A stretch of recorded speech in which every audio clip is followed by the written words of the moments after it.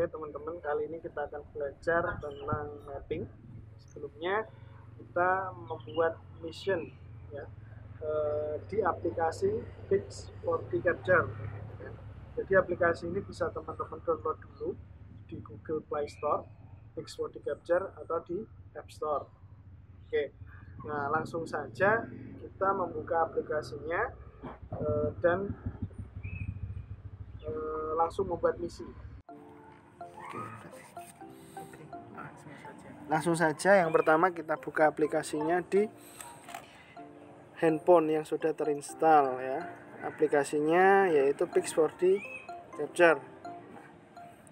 Oke, nah seperti ini aplikasinya. Untuk teman-teman yang baru download dan menginstal bisa sign up dulu ya, atau membuat akun teman-teman. Nah setelah sign up nanti tampilannya akan seperti ini. Yang pertama kita akan mengatur pengaturan ya. Nah di sini kita pergi ke setting dulu. Nah drone-nya kita sesuaikan. Misalkan di sini saya pakai Phantom 4 ya, saya harus klik Phantom 4 Pro ya. Kalau teman-teman pakai Mavic 2 Pro atau Mavic Pro tinggal klik aja, pakai Spark tinggal diklik Spark. Nah, seperti ini ya Mavic Pro. Karena saya pakai Phantom 4 Pro, saya klik Phantom 4 Pro. Nah setelah itu kita cek enable advanced mode. Nah, biasanya kalau teman-teman baru download ini belum kita cek ya, masih uncheck, lalu kita cek. Nah, setelah itu kita kembali ke plan new mission. Nah kita buka project list, kita membuat misi baru.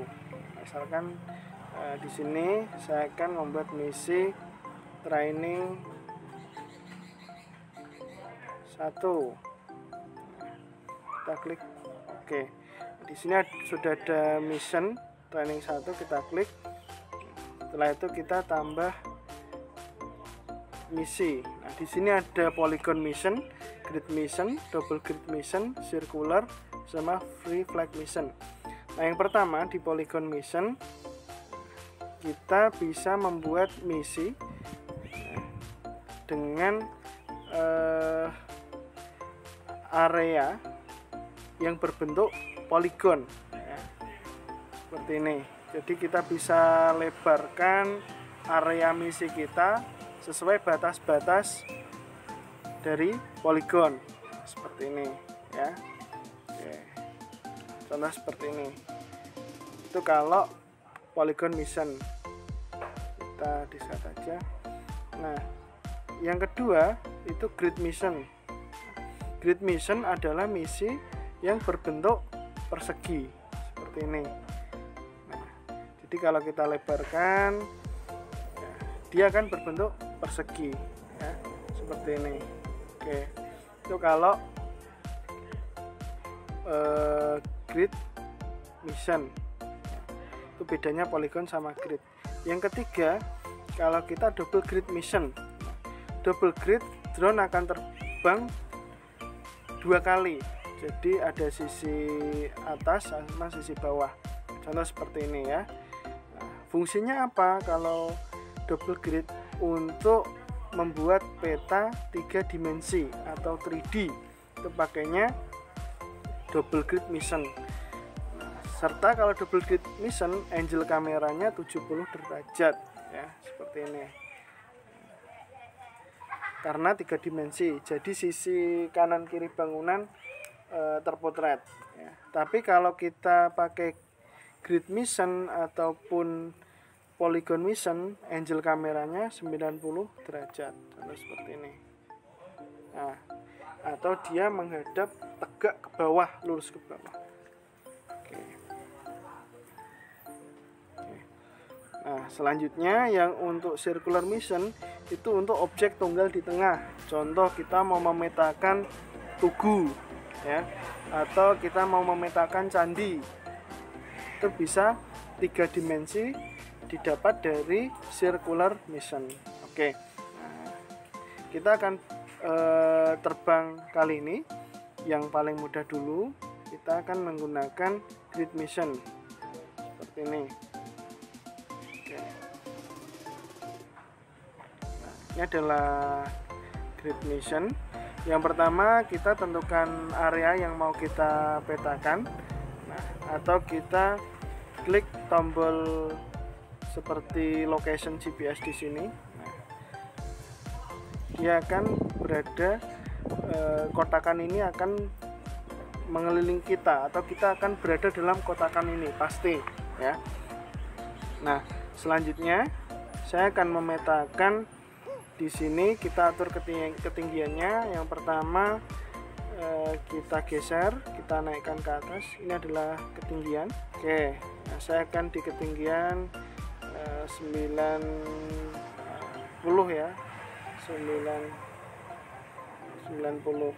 Nah, sebelumnya saya akan jelaskan dulu. Ini yang pertama ada GSD. GSD itu ground sampling distance atau resolusi yang akan kita dapat, satuannya senti. Di ketinggian 90 kita akan mendapatkan GSD 2,45 cm per pixel. Kalau kita turunkan ketinggian, GSD nya akan semakin bagus atau semakin kecil. Nah, seperti ini. Nah, kita coba di ketinggian 90 ya misal. Nah, yang kedua, ini ada tombol ketinggian yang tadi kita atur. Kemudian yang sebelah sini, yang di bawah ketinggian, itu untuk position. Oke, kalau sebelah sini kita untuk menampilkan citra ataupun roadmap ya, atau kita klik seperti ini. Di sampingnya di sini ada estimasi waktu sama luas. Jadi ketika saya luaskan area yang akan kita petakan, ini akan semakin lama ya. Ini bertambah, pasti bertambah. Ukurannya bertambah, waktunya bertambah, luas bertambah, pasti waktu bertambah. Oke. Ini estimasi 13 menit ya. Nah, setelah itu di sampingnya ini untuk mengulang misi ya, atau merestart misi. Di sampingnya, di samping mengulang misi, ini ada tombol save.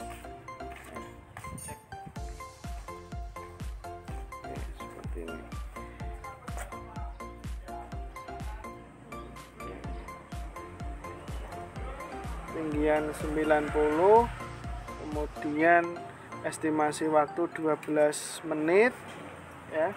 Kemudian kita klik save di sini. Oke, misi 1. Kalau kita mau menambah lagi di sampingnya, kita tinggal tambah tombol plus. Kita grid mission lagi. Setelah itu dia akan ada 2 misi di sampingnya. Ini untuk melanjutkan misi yang sudah atau akan kita petakan. Oke, kita save lagi. Nah, di sampingnya kita mau tambah lagi. Misalkan nih, oh ternyata masih kurang di bawahnya. Kita tambahkan di bawahnya seperti ini. Oke. Ya, jadi ada 3 misi. Nah, yang pertama kita akan terbang di misi pertama di sini. Kita klik open. Kita cek dulu di sini speednya, angle kameranya, overlapnya, arah fast forwardnya, ya. Jadi drone-nya maju ke depan sambil memotret atau trigging kamera. Nah, setelah itu kita save dulu. Oke. Nah, setelah itu kita siapkan drone-nya. Kita siapkan wahananya. Oke teman-teman, sebelum kita menerbangkan drone, kita pastikan SD card sudah terpasang ya. Jangan sampai nanti drone sudah terbang ke atas, SD card belum terpasang. Oke. Nah, kita siapkan drone-nya. Kita nyalakan, tekan sekali, lepas, tekan lagi, tahan. Oke, setelah itu nyalakan remote.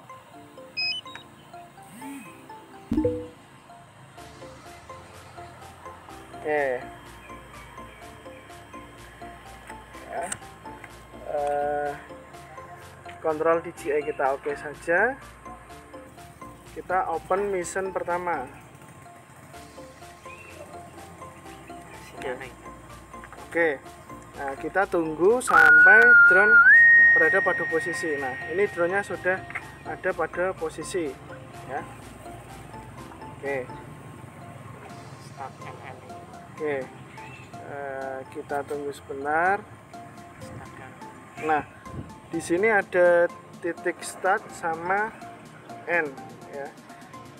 Nanti si drone ini akan terbang ke titik start, ya, kemudian akan mengikuti run atau jalur terbang yang sudah kita bikin, warnanya garis putih ini, sampai pada titik end. Kemudian drone akan kembali setelah misi selesai. Nah, setelah drone sudah kelihatan di dalam aplikasi di layar, kita klik start. Oke. Nah, kita klik start, connect to drone. Oke. Nah, di sini akan terchecklist semua, ya. Drone take off checklist. Jadi connect to drone, kamera is ready, drone is calibrated, kamera, hot point, mission, sampai drone storage atau apa namanya SD card akan tercek, ya. Switch in P position sudah berada dalam posisi GPS, ya. Ketika kita sudah siap semuanya, ya, atau drone take off checklistnya sudah siap, kita tinggal tekan press and hold. Kita tekan sampai 3 detik, maka drone akan terbang menuju posisi start.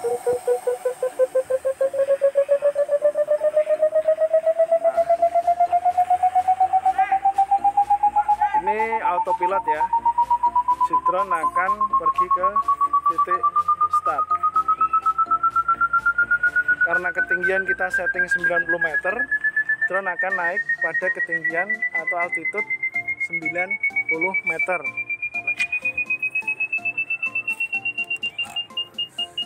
Nah, dia akan menghadap ke depan. Kemudian dia akan pergi ke titik start. Setelah itu dia akan memotret secara otomatis. Nah, dia sudah mulai memotret.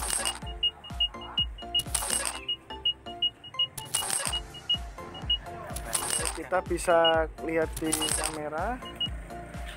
Nah, ini kalau terlalu cerah kita turunkan ISO-nya, ya. Kita sambil turunkan ISO-nya.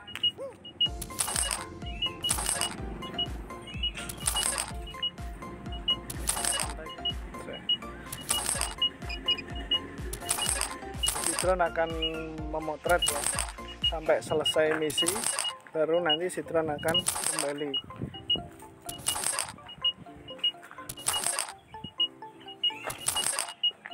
Oke, yang perlu diperhatikan saat kita mapping, yang pertama saat si drone take off, kemudian dia menuju titik start, ya. Usahakan sinyal antara remote dengan drone saat dia trigger kamera pertama atau menjepret kamera pertama, pastikan masih connect, ya. Oke, itu yang pertama. Yang kedua, survei lapangan, ya. Jadi observasi, pastikan tidak ada mendung yang berpotensi hujan di area lapangan. Jangan sampai kita drone start menuju ke titik start, kemudian hujan di titik sana, ya. Artinya observasi lapangan harus dilakukan. Nah, ketika ada kendala seperti hujan ataupun error dan sebagainya, kita bisa melakukan hal-hal sebagai berikut. Yang pertama, kita bisa klik abort mission di sebelah sini, abort mission. Yang kedua, kita bisa menggunakan tombol remote. Jadi tombol yang P position kita klik ke arah A, kemudian kita klik lagi ke arah P. Nah, artinya drone ini sudah berada di kendali kita atau di kendali remote ya. Oke. Bukan lagi ngikutin mission upload atau misi yang sudah diupload, tapi sudah diambil kendali oleh kita. Oke, seperti itu. Nah, kemudian ya, pastikan titik kita take off atau landing ya bebas dari air ya.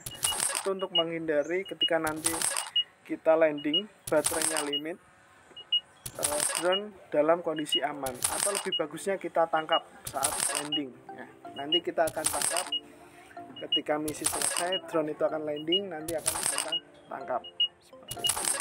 Oke, jadi observasi lapangan itu sangat perlu ya.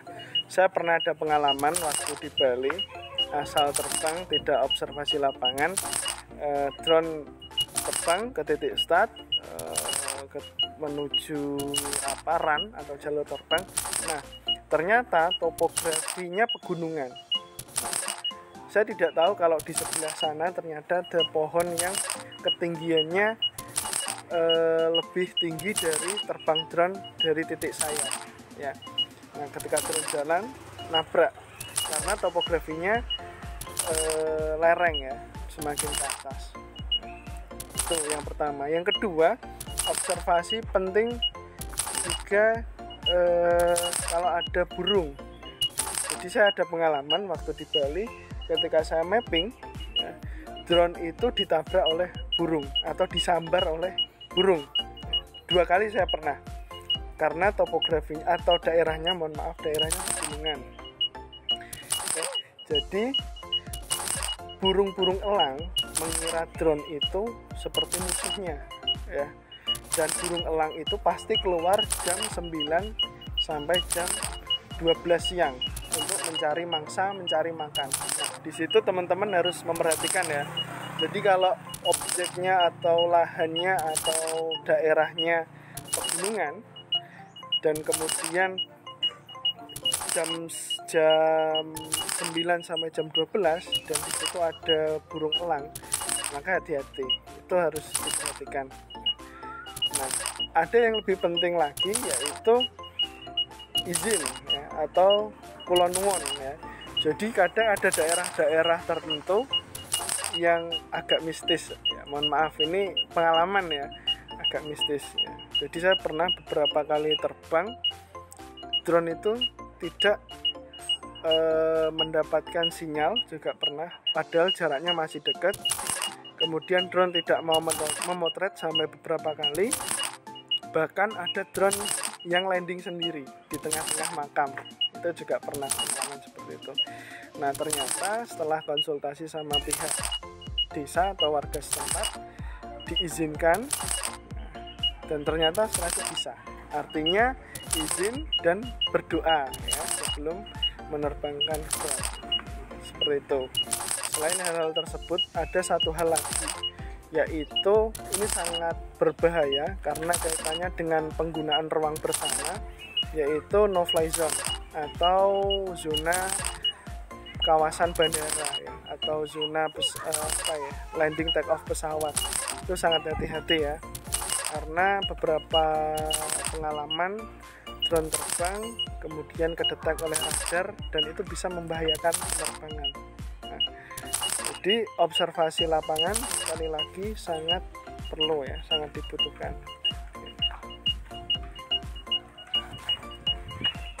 Nah, ini terbang. Nah, ini si drone sudah mendekati ke titik N. 1, 2, 3. Yuk. Nah, kali ini si drone sudah mendekati titik N, ya, artinya misi jalur terbangnya sudah selesai. Nah, setelah itu dia akan berhenti memotret dan kemudian kembali ke home point atau going to land ya, atau kembali ke titik pertama dia terbang. Nah, si drone sudah mulai kembali.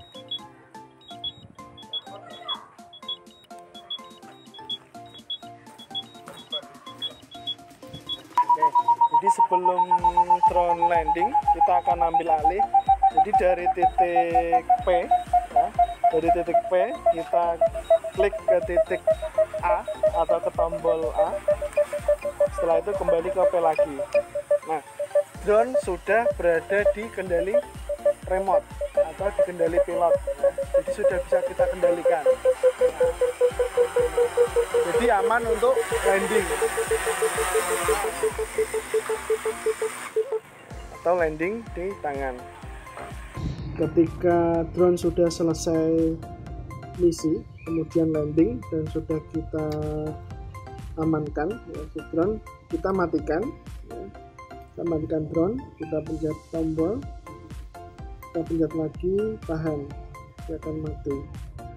Sama selanjutnya di remote kita matikan, kita pencet lagi, tahan. Nah, setelah itu hal yang pertama harus diamankan adalah micro SD card ya. Jadi kita ambil micro SD card-nya seperti ini, kita amankan, kita masukkan ke dalam laptop.